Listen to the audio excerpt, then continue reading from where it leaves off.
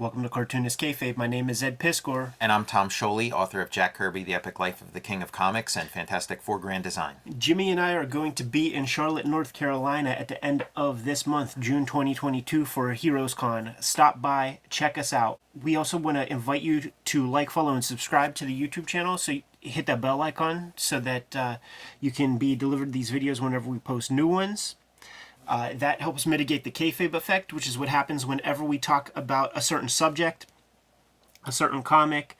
We show reprints of things that have been long out of print. By early afternoon, midday, that evening, the comics that we talk about disappear off of the aftermarkets of Amazon, eBay, and your local comic shop. So the people who get the videos the earliest get their first dibs on these comics. And if you watch these videos to the very end, that pushes our YouTube content out to other comic book loving YouTube viewers, helps us grow our subscriber base. We recently hit 62,000 subscribers, and we want to thank you guys very much, but it's only a small percentage of the way to that 6.2 million subscriber base that we've been lusting over for these many years since we've created the channel. Tom Scioli's guest host in the house, man. And today we're going to be looking at issue 2 of the Harvey comic, Boys Ranch, put together by the illustrious duo of Simon, Kirby, and when in a crunch, a little Mort Meskin, a little Bob Powell on the inks here and there, man. This is an accessible way to get your hands on the Boys Ranch comics. Marvel in the mid-90s connected with Joe Simon to put out two hardcover books, Boys Ranch and Fighting American. And you would see the ads for these, and I believe it's around the Heroes Reborn era of Marvel Comics when Rob and Jim Lee were over there, shaking up the big properties. But this is Boys Ranch is a comic that I remember seeing articles with Jack Kirby citing this as like some of his crowning achievements. He called some of these comics a masterpiece. Yeah, if you asked him like prior to the 70s, what was the greatest thing greatest story you've ever done, it would be like one of the Boys Ranch stories. So we're going to take a look at issue number 2 from December 1950. It is a Harvey comic. So this is a period of time when Joe Simon, Jack Kirby are still packaging stuff together. And I love Joe Simon's inks on top of Kirby. I love these weird marks and what he does with the drapery. Yeah, I'm a huge Kirby fan, and I love it. And like this particular page is nice enough, but the art in here in general, like particularly the surface quality of it, the inking. If I wasn't coming at this with an understanding of Kirby's, I would be very repulsed and turned off. But like it just doesn't, like there's so many artists of that era that have a much more inviting, smoother surface where this just feels like it's like pushing me away. It's really fun to think about the juxtaposition between the Kirby and the Ditko when they really started singing at Marvel compared to what was going on at DC, where DC was about antiseptic, plastic, clip arty type artwork, and they were rough around the edges, and this is much more so. Like these kind of marks, this very dull, blunt inking. Like I like a rough around the edges approach, but this feels like it's pushing the roughness so far, and the sort of newsprint and stuff alleviates it a little, makes it very readable in spite of all that busyness. But when you're looking at that reprint where this stuff is in stark blackness, right, it is so like it's repulsive. Again, not so much the front pages, but it's like. And again, like I have an appreciation for this stuff, historically, but it just, I could see if I saw this when I was like 12 years old or something, I'd be so turned off. I got hold of the Boys Commandos reprints, and that was my first experience with Simon and Kirby. Yeah. And these comics are great boys comics. Like as a little kid, just freaking loved those Boys Ranches. Couldn't get enough of them. I never got a chance to check out like Newsboy Legion ever. I don't know how you get your hands on that. Yeah, they would be like in the back of New Gods issues when they went to like the higher page count. And like just the title Boys Ranch makes me think of like Boys Life. And this is kind of like a magazine, because it's got articles about how to be a cowboy Right. in between the stories. Yeah, it's a whole package. It's rainy day fun for boys and girls, highlights type shit. Wouldn't be surprised if we find a maze or something. Right. When you break down the characters, just the thing about Kirby characters, like you understand them with the image, and if I just gave you the names out of order, Right. you're gonna be able to name these cats. You're Yeah. gonna be able to put the name with the correct people. I do love that it's like featuring Clay Duncan. Yeah, he's the guy they're trying to put over. Yeah, he's the hero. Like he matters. He's the Lone Ranger. Yeah, and they drop that on that like reprint volume. It doesn't mention Clay Duncan anywhere. Right. But he is the hero. It's like he's the guardian, with the Newsboy Legion. Yes. And he looks like some of Kirby's earliest characters. That's like Mercury or what's his Hurricane, or those like early Marvel stories. And all these boys, they stick to type from word go. So but like Angel, he's that one. It's like when you have the head of like a mafia and his name is Mr. Big, but he's Right. 3 feet tall. Angel is a little devil, and he's straight up willing to shoot. Yes, Gabby Hayes. That would he would be dead. Except that, Gabby Hayes takes his, I think he's called Wee Willie Weehawken, maybe. Yeah, He takes the bullets out of his guns every night. But yeah, he's pulling the trigger with intent to kill. You know what? He's like, this is a Kirby type. He's commandy. He's like this dangerous little kid with curly blonde locks, This, and a feral. He's like a feral child, a murderer. But, he's got a good heart.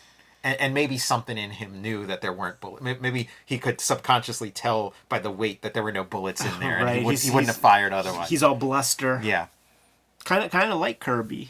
Yeah, because, these characters, like you said, you establish who they are immediately, and so you get to have this nice little ecosystem. Yes.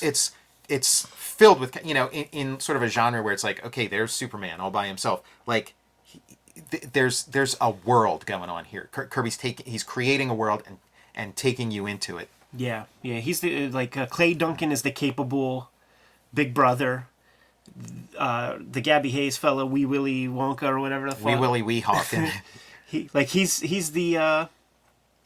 He's the butler, man. He's Jeffrey to Fresh Prince, man. He's making sure that everybody gets the proper victuals. Yeah, he's Alfred, and Clay Duncan so you have these sort of comedic characters, and then Clay Duncan can just be like pure hero. And like the plot of this is really interesting, and it's broken up into like 3 stories, but it's really one continuous narrative, which is interesting because when it ends and it goes to like real cowboy lingo or whatever, you're like, I don't think I was satisfied by that story. Well, and then there's a title page that's not even saying chapter 2. Right. Well, because the idea of comics back then was like you wanted more for your money. You wanted more stories. So one long story, what a ripoff. So if you have these like title breaks. But I think Kirby's natural inclination was to go more long form. And the story's interesting. A lot of stuff going on. It's very dense. And there's like a arms dealer who's like selling guns and trying to start up like a war. And then there's this like new gun in town, and they don't like he's acting tough. They don't know anything, and something about his face makes me think he's all hat and no cattle or whatever. All sizzle no stick. Yeah, and so and so they're gonna send this guy. They're gonna pump this guy up and send him to try and kill Clay Duncan. Just look at the acting of these guys. Also, the stoicism of this character. It doesn't look much different than the Shane parody that John Severin did in the Mad comics, where he's just staring ahead as other people are talking. This is a wooden statue. Yeah, and everybody's talking him up. Like, everybody's talking about how deadly this guy... But he's a stranger in town, so nobody knows for sure. He does have the Shaolin Cowboy shirt. Time to pay some bills. Ed Piskor and I are working Cartoonist. The best way to support Cartoonist Kayfabe? Buy our comic books. Red Room, Trigger Warnings. Issues 1 through 3 now available in comic shops everywhere, barring 28 countries and I think 11 comic shops where it's banned, but you can ask for this and order it from virtually any comic shop. Who knows, they might pull them out from under the covers. Red Room Trigger Warnings 3, the second season of Red Room. Every Red Room cover self-contained, so pick up whichever one you find and you'll get a complete story, along with Red Room Antisocial Network, the trade paperback of the first season, available now wherever books and comics are sold. Hulk Grand Design, Monster Madness, a retelling of the 60-year history of the Incredible Hulk. I am writing, drawing, coloring, lettering, the whole shebang, the Grand Design way, and this is available now in comic shops everywhere. Both issues, the complete story of the Incredible Hulk's rich history. Pick that up now wherever comics are sold. And back to our regular scheduled programming. Angel takes it upon himself. Clay Duncan has to turn down this challenge and make himself look like he's yellow bellied, like he's got no guts. He's lily livered. It's gonna hurt his rep, but he's not emotional, and he doesn't really care that much about that part, because there's a bigger fish to fry, and we have to see who the hell is giving these guns to the Native Americans and riling them up. Yeah, and Angel's going to go in his stead. Because Angel's just looking for a fight. And then there's this setting up, like this doesn't pay off till later in the story, but Palomino is going off and she's all duded up. There's like an endless amount of horses for these people. Yeah. It is a ranch. To go do their thing. But of course, Wee Willy Wonka, he just gets a little ass. Yeah. Which is perfect for his character. Yeah, like I'm not as versed in the Western genre, but like I get the impression these are all very like solidly established types. Yeah, you know? Absolutely. And that in a movie, there's no way this guy gets a horse. Right. In fact, he's probably walking next to the donkey. This kind of stuff makes me so curious with the workload that we know Kirby had, like, at his desk. Like, how do you ever have time to take any information in? Or there's still, like, Western radio programs that you could listen to or something? And then it's a whole new kettle of fish when you have the visuals that you need reference to and things. Yeah. Throughout this story, there's occasional silent panels. And they're all great. And this is just great. He steps... And a lot of verbiage. Oh, I found this story very readable, too. Yeah, totally. You know, even the age of it and the amount of verbiage. But he steps... And then the words stop. And everybody's scramming because Angel walked in. It is funny that, like, when you sort of just isolate this could be all dead bodies. Yeah, that's interesting. Yeah, the magic of comic storytelling. Context. And the little angel man, we're seeing where his marksmanship goes, and I was really wondering about this because I'm like, it's 1950, it's before the code. The code when Harvey would reprint these a couple years later, this stuff would get butchered. There'd be no fire coming out, there'd be no cloud, there might not even be a gun in his hand, he might just be like pointing his finger. Like this stuff got butchered. Yeah, so I was curious, like, okay man, Angel, he talks all that game, let's see what he does, and just cuts the tip of the cigar, cuts the belt off. Yeah, makes his pants fall down, all just fun cowboy stuff. And yeah, that cliche of like, you're gonna He's not going to shoot the guy. He's going to shoot the gun out of his hand. Yeah. And then it raised this like whole generation thinking that that's like a real thing. Right. But there will be the little featurettes and stuff where it's like what's it called when a guy does that with the hammer? Like real cowboys do not. Yeah, fanning. Fan it. And so it does sort of have an ending of it sort of ends on a joke. So you could almost like okay but there were enough sort of like soap opera elements set in motion that like. That you're left dangling. You're like, what? That's it? Yes. Now, there's a couple of these spot illustrations, and I'm thinking these are Kirby self-inking. Oh, okay. This stuff looks a lot like when Kirby inks something. Yeah, man, because it's definitely not Simon on him. Yeah. We're seeing the small glimpses, and the proportionality and some of the posing is certainly Kirby-ish. So you might be right, man. And if not, it'll be like one of those Bob Powell type characters. Because like I don't, Joe Simon is not inking this figure. Yeah, I wonder. I mean, there's no way. It doesn't feel like a Kirby pencil, but maybe like some of this stuff in the background makes me think of Simon. But again, like all the guys in the shop are kind of trained to duplicate the style. These moments are a lot of fun, and I feel like you could make like just the idea of like you're reading a comic about cowboys. Here's how you become a cowboy. Right. Here's the things you need to know to be a cowboy. Like what a great idea. There's our fanning bit. Yeah, fanning, and then there's like. He's got calluses from patting himself on the back. Grass hunting is when you get thrown from a horse. Yeah, it's lingo. Cowboy lingo. Yeah, you're learn. If you read enough issues of Boys Ranch, you'll become a cowboy. This one here makes me think they're showing you, like, if you need to eat a horse. I know, right? Because you see the pig version of that. Yeah. Because like loin and flank, why do you ever need to know what a flank of a horse is? Though when I was in Japan, I did eat some horse sashimi. They called the weak coffee belly wash. I like that one. Yeah. And so then, yeah, you get these beautiful, like, these are some of Kirby's, like, best drawings. And he had one hanging up in his house of, like, a bar fight when he does these double-page spreads in Boys Ranch, just going to town.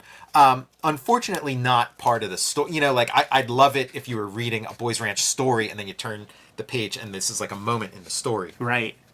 Like, they are pure illustrations. Paste up lettering back here and stuff right there. Yeah.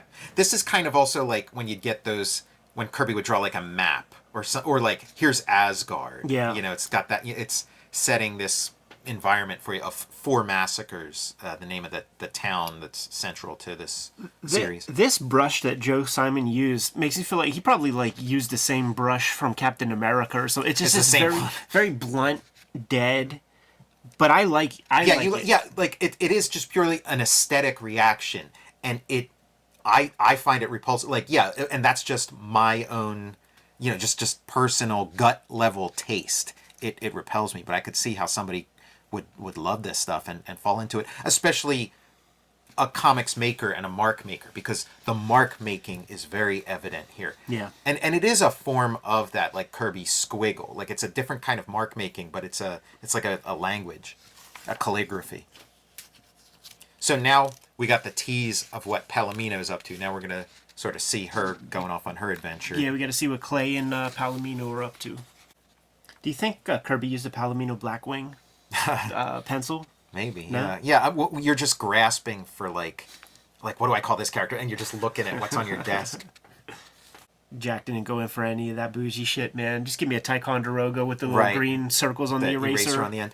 Now, he, this whole story feels very, like, Prince Valiant or, like, Knights kind of stuff, where it's like they set up a challenge, and then if you're able to do this very difficult challenge, which is to shoot 3 ropes off of her as she's, like, being burned at the stake, then that shows that, like, God is on your side, which is very much like a part of all that, like, King Arthur kind of stuff. Like, we're going to sword fight to figure out who's in the right, and, you know, God's not going to let the wrong guy win. Whoever wins, God's on your side. So right. that's like, they spell that out here. And, of course, Clay Duncan does it. But, like, the action scene is set up well, the parameters of it, and then watching it play out. Yes, but our gun runners are still not accounted for yet. They're not in trouble. And Clay and Palomino get to go back to the boys' ranch, grab some dinner, where Clay finds out that Angel went in his place to sort of keep the name of the crew, strong within the community. And Clay, he's upset about that, man. He's gonna go abuse the child, but it turns out that the boy's sleeping. And when he's asleep, he's an angel. When he's awake, he's an ornery cuss. But when he's asleep, he's an angel. And this is like another Kirby trope. When Angel goes to fight the big gun in town, Angel says, Clay sent me because you're not even worth his time. Like, and that's like. Captain America would do that with Bucky, where it's like... With Hitler. It's like, you're not worth my time. I'm going to have this little kid beat you up. Yeah. You know? Very emasculating. More, I think, Kirby inking himself on these spot illustrations. I think so. It definitely does not feel like Joe Simon. And like, why waste your time handing this off to some... Like, he might not even have penciled it. He might have gone straight to ink. It's like, these are just quickie little spot illustrations. Let me knock this thing out. Here you go. Yeah, I wonder if anybody ever read any of these things. I've been reading, like, the early Stan Lee ones, just to kind of get a sense of, like, what this guy's bringing to the table from day one. Now, this story, it interweaves with the ending, right? Yeah, with because we're getting Clay Duncan's origin story. His origin story, and like it kind of and his origin story, it's kind of like It you like Kirby's told this kind of story again and again. It's kind of like Thor and Loki, where Clay Duncan grows up with Geronimo, Right. and then and at least in this story, Geronimo is portrayed as being like a villain, like the Loki to his Thor, and it's very familiar. It's familiar tropes in general, but then also familiar specifically to Kirby's body of work. Look at this color right here, man. Yeah. Green as shadow. Maybe Kirby colored this page, because this looks like Kirby's crazy coloring. And another silent moment, just this powerful moment of this guy going into the fire to save this little kid. Beautiful body language. If I just saw the figure, I would say Cubert. And then this blunt stuff right here is such a beautiful drawing.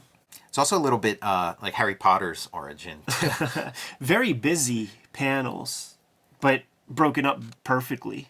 And do they set up that the guy who kills his parents is the gun runner, or did I just read too much into this? I don't know. And so they're sort of having their boyhood adventures together, Clay Duncan and Geronimo. So many pages spent on that, and then it's just and then he worked at a boys' ranch. Yeah. Well, because with a bunch of other kids who had no friends. This stuff they're recapping on this page is Boys Ranch issue 1. Yeah. So this is all stuff we've never seen before, the childhood. And again, we talk about origin stories, so often the first issue that Kirby does isn't an origin. He again and again, he knows to bring in the origin later. Yeah. Let's just see the guy in full action. Get you to care about him. Exactly, before you find out his backstory. It's New Gods, it's all kinds of stuff.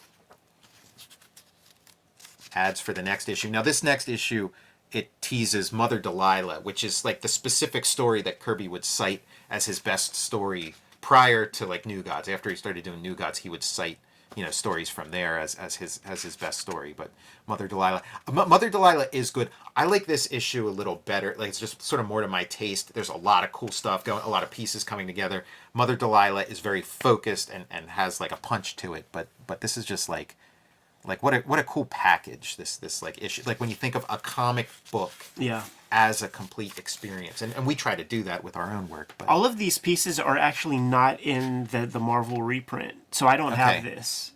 Yeah, and this stuff's so much fun. Yeah, to me. They include one or two. But I think probably just to break up that double page spread part. And then this, look at this Mr. Tootsie CC Beck wannabe type shit. I think it might actually be CC Beck. These Captain Tootsie things are pretty... Oh, Bill Schreiber. Okay, yeah, because the Captain Tootsie's pretty famous. And look what else is being published. All comic strip stuff. Joe Palooka, Blondie, Dick Tracy. Damn, Dagwood has... There's Blondie and Dagwood. I think Al Harvey, who ran Harvey Comics, was Joe Simon's brother-in-law. So they kind of had this ongoing editorial relationship. I see. And it's before the Harvey Comics where, the Richie Riches, when you just open it up and there's an ad. You ever see those things in the 70s? Very cool. Yeah, this is a really neat era. It's Simon and Kirby have been working together for a long time. They're getting more control over the overall packaging of everything, and yet it's right before the Comics Code too. So it's kind of this sweet spot of creativity and getting your chops. It's like I said, the stuff I was saying about the surface of it, that's just one thing, but the storytelling, the writing, the panel flow, the world building, it's just a phenomenal comic. Was just with Howard Chaykin this past weekend. He came to Pittsburgh to visit, and someone at the table was just what Kirby haven't I seen that I need to check out? And Uncle Howie was singing the virtues of the Boys Ranch comics in a big bad way, man. The Mother Delilah story is one that came up, and I just said, well, you know what? Matter of fact, we're going to be taking a look at issue 2 this forthcoming week, and I'm very happy that I did. Perhaps next week, perhaps next time you come to the studio, we take a look at the Mother Delilah story. Yeah, this is the only original Boys Ranch issue I have, but in the Simon and Kirby library, oversized the Abrams book. Yeah, the Abrams book. They reprint Mother Delilah from the original art. So that's a really cool way to read that story if we want to do that next time. Shouts to Charlie Koch, man. I know Jimmy has that book. You have that book. It's good to go.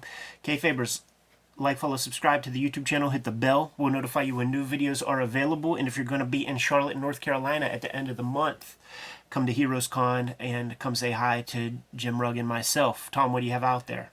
Check out, to find the background story on the making of Boys Ranch, read Jack Kirby, The Epic Life of the King of Comics. I have Fantastic Four Grand Design. Go to my Patreon at patreon.com and see the comics I've been working on for the past 2 years. And check out my YouTube channel, Total Recall Show. Red Room Trigger Warnings, issue 1, 2, 3, and 4 on the stands as we speak. Murder on the Dark Web for Fun and Profit is the name of the game in Red Room Comics. Banned in more than 30 countries. Banned in more than 10 comic shops. But if you go to my link tree in the description below this video, you're going to be able to find a link to order said comics. You're going to find a link to my Patreon where you can read those comics right now this second. $3 will get you the archive over there for more than 200 pages worth of comics material, and I put up new strips every Tuesday. Tom, now that Jim is off on assignment, you have a big responsibility, man, and that's to give the people their marching orders. Read more comics.